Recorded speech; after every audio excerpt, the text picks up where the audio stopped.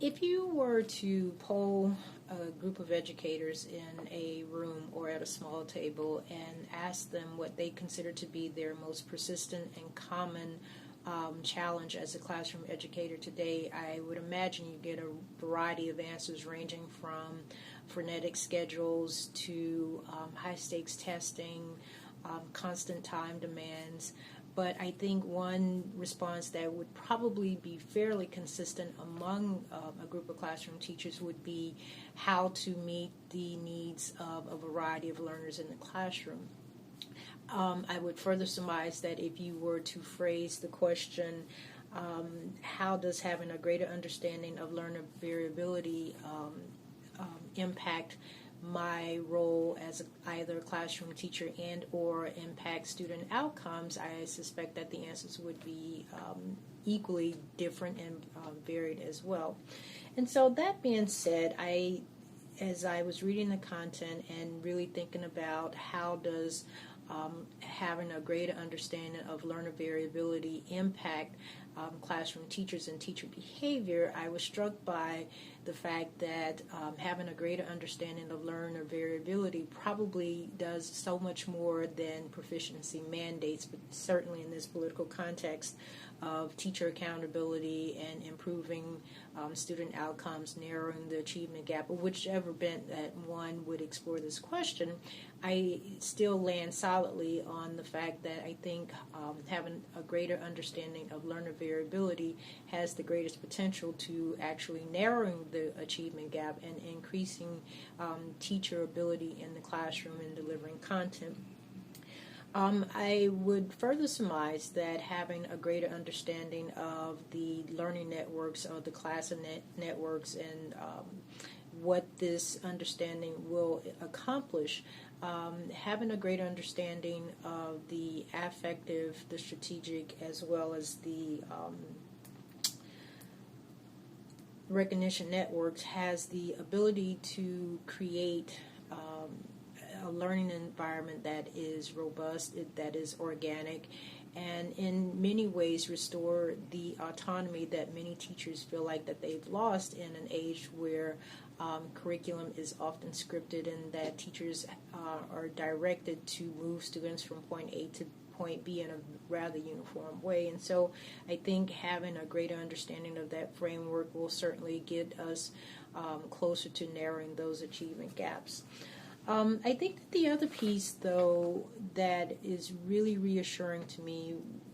about why it's so important to have a greater understanding of learner variability is that it forces educators to think about the multiple ways in which learners access and process content. It forces educators to rethink or reorient how they have prepared lessons for students, for lack of a better term, in the past, where you looked at the outcome or the core goal in which an educator approached a content area and said, okay, so well, the student has to learn multiplication tables and really figuring out how do you get a student to move from one times table to the 10s and to the 12s. And so it really is a way to get educators to think about